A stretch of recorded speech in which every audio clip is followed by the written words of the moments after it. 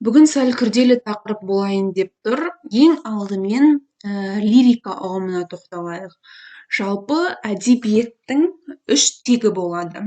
Ол эпос, драма және лирика деп аталады. Соның ішінде бүгін біз сіздермен лирика атты текпен. Лирика дегеніміз гректің лира сөзінен шыққан, яғни лира аспабының сүйемелдеуімен айтылатын көркем әдебиет жанрының бірі. Яғни ежелде гректерде лира деген аспап болған, қазірде бар, бірақ ежелгі заманда сол лира аспабының сүйемелдеуімен айтылатын көркем шығармалардың барлығын осы лирика жанрына жатқызған екен. Бүгінгі таңда әрине ол олай емес. Бүгінгі таңдағы лирикаға қазір тоқталамыз. Лириканың басты ерекшелігі бұл адамның көңіл күйін, сезім дүниесін тікелей бейнелеп көрсетеді. Лирикалық шығармалар өлеңмен жазылады. Онда автордың немесе кейіпкердің дүниеге көзқарасы, оның сезімі, нақты ойы, көңіл күйін суреттеу, әсерлеп бейнелеу арқылы көрсетіледі. Кез келген сезіну мен толғаныс лирика тудыра алмайды. Әлеуметтік толғаныстар лирика тудырады. Эпика жанры баяндауға негізделсе, лирикалық шығарма адамның түрлі құбылыстан алған әсерін бейнелеп жеткізу шеберлігімен ұштасады. Әр халықтың лирикалық өлеңдері оның ауыз әдебиетінен басталған. Мәселен, қазақ лирикасының басы тұрмыс салт өлеңдерінде, тойбастар мен жар-жарда, сыңсу мен беташарда немесе мұң шер өлеңдерінде, қоштасу мен көңіл айтуда, естірту мен жоқтауда жатыр. Онан бергі қазақ поэзиясында шалкиіз, махамбет толғауларында лирикалық толғаныстар арқылы бүкіл қазақ халқының аңсаған арман мұраттары көрсетілген. Біз сіздермен өткен Несіпбек Айтұлының Бәйтерек атты поэмасы да осы лирикалық поэмаға да жатады. Неге екенін міне жаңағы анықтамадан түсініп тұрған боларсыздар. Ол жерде де автордың, яғни кейіпкердің сезімі, оның көңіл күйі, оны жаңағы әсерлеп бейнелеу арқылы автор оны нақты көрсете білген. Және де өзінің алған әсерін де сол шығармасында әдемі бейнелеп, өзінің шеберлігімен әдемі көрсеткен. Сонымен қатар ол шығармасында бүкіл қазақ халқының аңсаған арман мұратын, бүгінгі таңдағы халықтың жай-күйін, қазіргі уақыттағы халықтың жағдайын және арман мақсатын, бүгінгі таңдағы халық осы тәуелсіздікке қалай жетті, ежелгі ата-бабаларымыз қандай қиындықтардан өтті, соның барлығын көңіл күйдің тамаша элементтерімен керемет суреттей білген.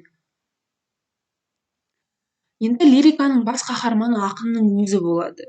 Ақын ең алдымен өз жайын, мұңын, арманын, қуаныш сезімін жыр ету арқылы халықтың тағдырын, қайғысын, күйзелісін, қуаныш шаттығын, тілек мақсаттарын білдіреді. Бұны Несіпбек Айтұлының Бәйтерек поэмасындағы кіріспесі бөлімі бар ғой, ең бірінші кіріспе бөлімі. Сол кіріспе бөлімге үңілсеңіздер, осыны жаңағы ақынның өз жайы суреттейтін жерлері бар. Сол жерге үңілсеңіздер, соны нақты көре аласыздар.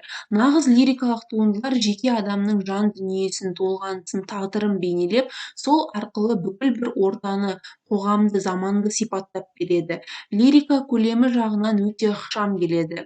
Оқиғадан гөрі отты сезім басымдау, күллі сурет сол сезім маңына бас-аяғы тұжырымды бірер философиялық ой маңына жинақталады. Лирикалық шығармалар кейде шығарманың тақырыбына, мазмұнына қарай бөлінеді. Негізі балалар, лирика бұл көбінесе қарапайым өлең жолдары. Өлең жолдарын біз лирикалық шығармаға жатқызамыз негізінен. Алайда поэмада поэзиялық шығарманың бір түрі болғандықтан, жанрдың бір түрі болғандықтан, поэманың да лирикалық түрлері болады. Енді лириканың бірнеше түрі бар дедік, ол саяси азаматтық лирика, махаббат лирикасы, көңіл күй лирикасы және табиғат лирикасы.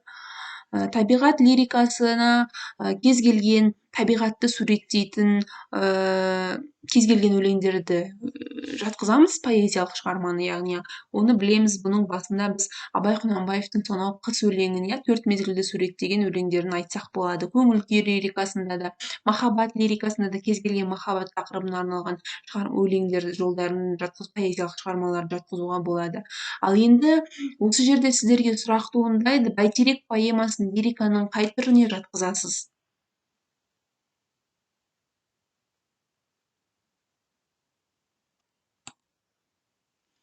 Жауабы саяси азаматтық лирика болады. Лириканың тағы да басқа түрлері арнау, ой, романс, пастораль, эклога, эпиталама, эпитафия, эпиграмма, идиллия. Бұл енді тереңірек алған түрлері, ежелде әдебиеттен бастау алған.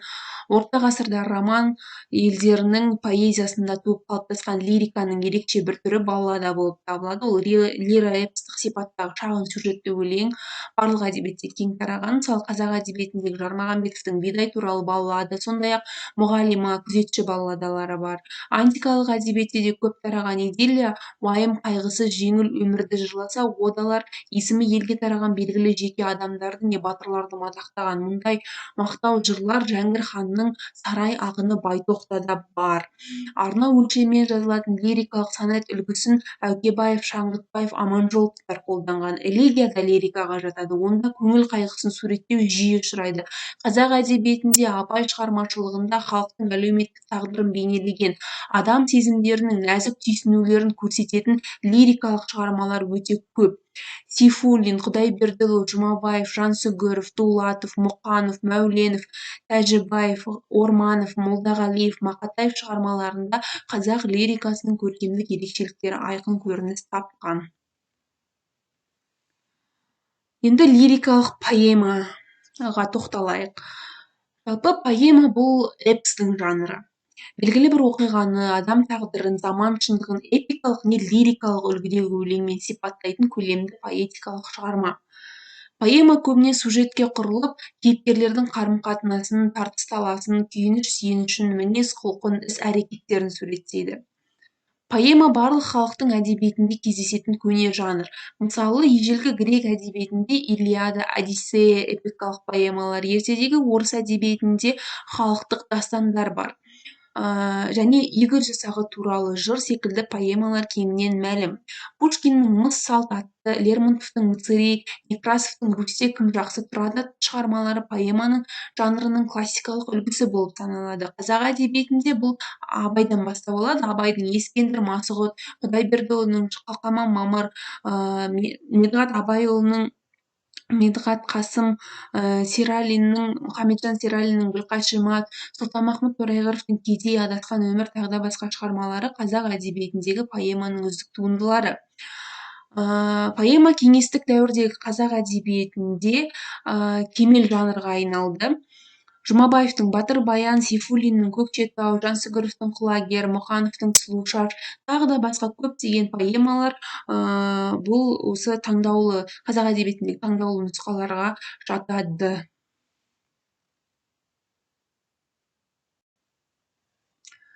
Енді психологизм ұғымына тоқталайық. Психологизм бұл көркем шындық пен өмірдің шынайы бейнесінің түйісер тұсы. Көркем шығармадағы өмір шындығының кепілі психология болса, соны жеткізудің амал тәсілдерінің жиынтығы немесе идеялық, эстетикалық шығарма феномен психологизм. Сонымен қатар кейіпкердің ойы мен іс-әрекетінің кереғарлығы, сана қақтығысынан тұратын ерекше көркемдік жүйе. Психологизмді зерттеуші Бақытжан Майтанов психологизм көркем әдебиеттің тұтас болмысынан ажырамас қасиет. Біз ол жағдайды байқай бермейміз. Сонымен бірге психологизм көркемдік бейнелеу принципі, ойлау типі, жазушы талантының төл белгісі әрі стиль көрінісі деп тұжырымдайды. Психологизмнің алғашқы туындылары бұл сонау күлтегін ескерткіштерінен басталады деп айтады әдебиетшілер, және бұл 10-12 ғасырлардағы Әл-Фараби еңбектерінде, кейін келе қазақ әдебиетінде бұл жыраулардан Жанақтың, одан кейінгі Махамбеттің өлеңдерінде 19 ғасырда, одан 19 ғасырдың аяғы, 20 ғасырдың басында Абай, Шәкәрім шығармаларындағы ішкі сезімдердің көрініс табуы бұл психологизмнің керемет бір үлгілеріне жатқыза аламыз.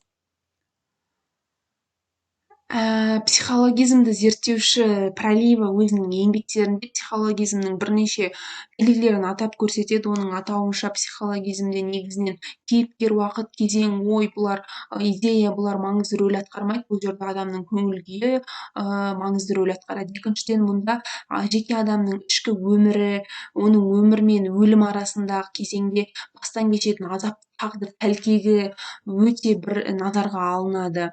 Оның рухани қопарылысы, ішкі сезімдік құбылыстары, сапалық өзгерісі жеке адамның санасындағы осылар тереңдетіле талданады. Сонымен қатар психологияда жеке санада жүріп жатқан ой мен сезім қайшылықтары, сөз бен іс сәйкессіздіктері терең талданып, көркем жүйеде сараланады. Психологизм бұл өте терең тақырып, өте күрделі ұғым, бұл өте көп зерттеуді, өте көп оқуды қажет етеді.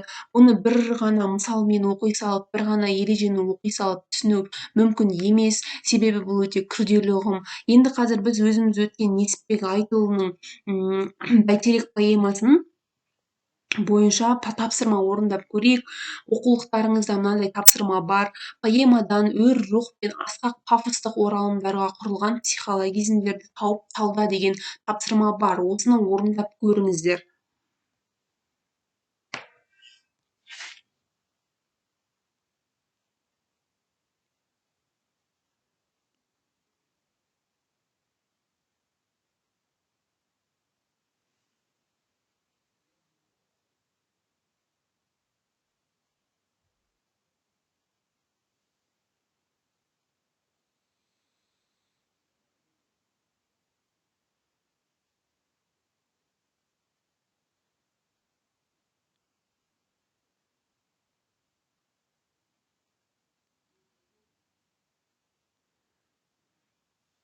Енді ойларыңызды жүйелеп сараласаңыздар, бұл жаңа айттым ғой, күрделі ұғым, сондықтан да тапсырмада біршама деңгейде қиындау тапсырма негізінен.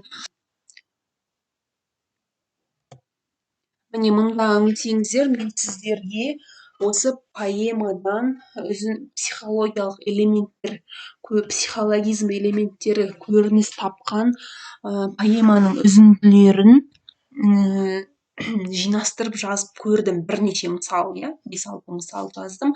Және де соны қазір сіздерге түсіндіріп беруге тырысатын боламын. Ең алдымен мына үзіндіге тоқталайық. Тәуелсіз атқан таң мен шыққан күннің керемет құдіретіне таң қаламын. Айығып ой тұманнан сана бұлттан жазылды ескі жара жан ауыртқан. Бұл жерде психологизм, автор бұл жолдарда атқан таң мен шыққан күннің нұры мен шуағын, бостандығын алған тәуелсіз халықтың еркіндігіне балап отыр. Табиғат пен халықтың күйін қатар қою арқылы психологиялық параллелизм әдісін қолданған. Келесі, кең ашып берекеге есігіңді, түзетіп тербете біл бесігіңді.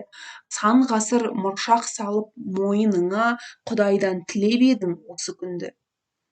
Ақын тәуелсіздік оңай келмегенін, енді соған шынайы қуанып, шаттанатын күн туғанын ерекше шабытпен жырлаған. Яғни ақын жай ғана тәуелсіздік алдық соған қуан деп жалаң айта салмай, адамның көңіл күйімен ұштастырған. Бүгіліп тізе бүкті белдескенің, өлгенің қайта туып жанды өшкенің. Бұлқынған қасіретті қынабыңда, суырдың намысыңның нар кескенін. Бұл жерде жаулардың жеңіліп, дұшпанның беті қайтып, кеткен есенің орны толғанын, қаншама жыл бодан болған халықтың намысының жерге тапталмай ақыры бостандық таңы атқанын әдемі жеткізген. Сонымен қатар антитезалық троптың түрін қолдану арқылы әдемі жеткізе білген, яғни өлгенің қайта туып, жанды өшкенің. Тірісің туған ана тілің барда, өлісің түп тамырың жұлынғанда, атты күннің нұры құтқармай ма, жас өркен үскірікке ұрынғанда. Қарама-қарсы ұғымдарды қатар қойған ақын өсімдіктің де солып бара жатқан шағында күннің нұрының арқасында тіршілікке қайта оралатынын, өшкен үмітті қайта жанған халықтың жағдайымен байланыстырған. Жұрт тыныш пәле-жала зораймаса, ызадан қаны қайнап қараймаса, қауқарсыз қаңбақ емес халық деген жөңкіле жосылатын жел айдаса. Мұнда ақынның халық үшін алаңдаған күйі байқалады. Ұшарын жел, қонарын сай білетін қаңбақты қауқарсыз халық ұғымымен қатар қойған. Мұндайда содырлар мен сумақайлар қайраңдап ел үстінде күнде тойлар. Сұңқардың желкесіне сұқсыр мініп, құланның құлағында құрбақа ойнар. Мыңқ етпес мәңгүрттенен маубас қана, сұр жылан іштен шықса сол масқара.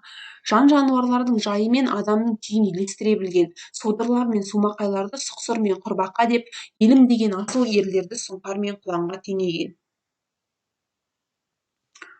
Жоғарыда айтылған мысалдар бойынша соны негізге ала отырып, өздеріңіз поэмадан психологизм элементтерін тауып көріңіздер. Назарларыңызға рахмет, сау болыңыздар.